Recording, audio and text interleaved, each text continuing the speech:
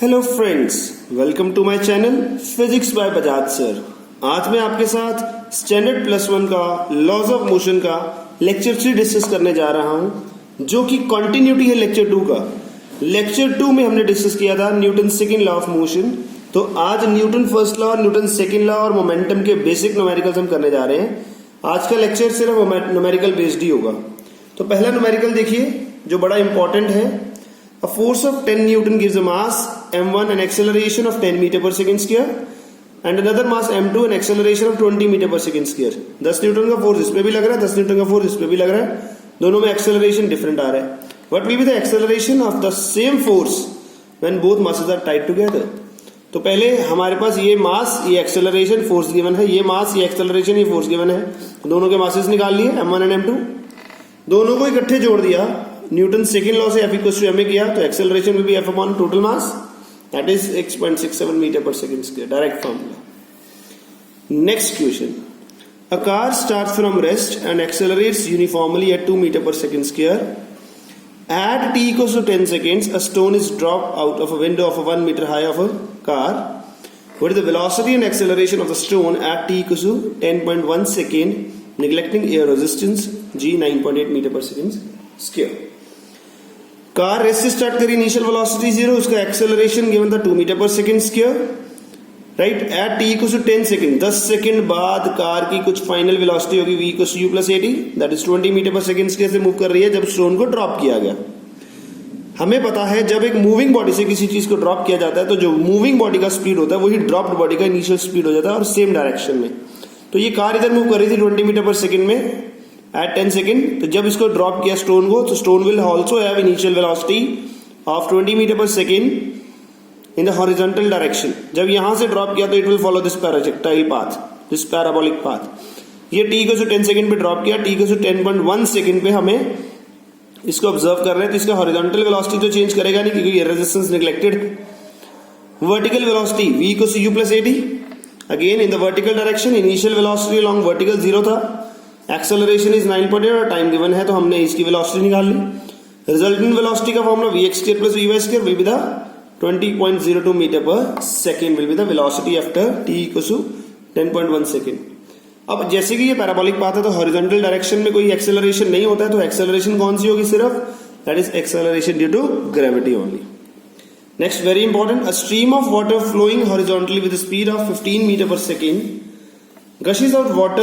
gushes out of a tube of cross-sectional area this and hits a vertical wall. What is the force exerted on the wall by this water?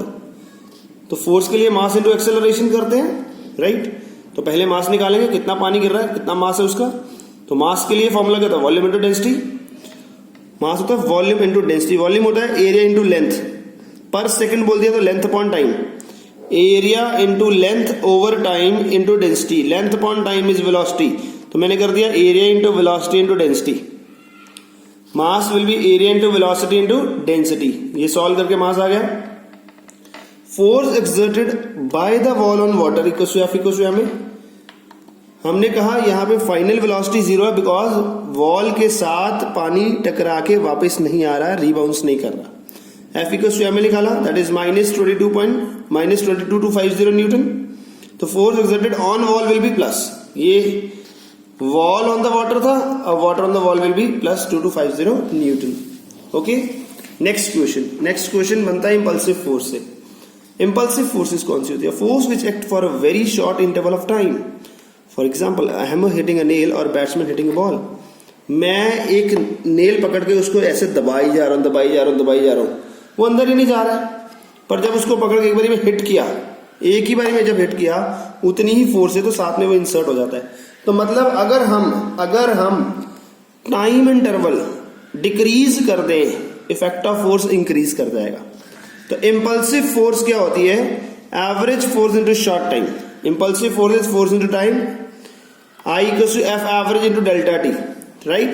Also F equals to delta P by delta T, हम पहले कर चुके Newton second law of motion से। यहां से delta P क्या F delta T.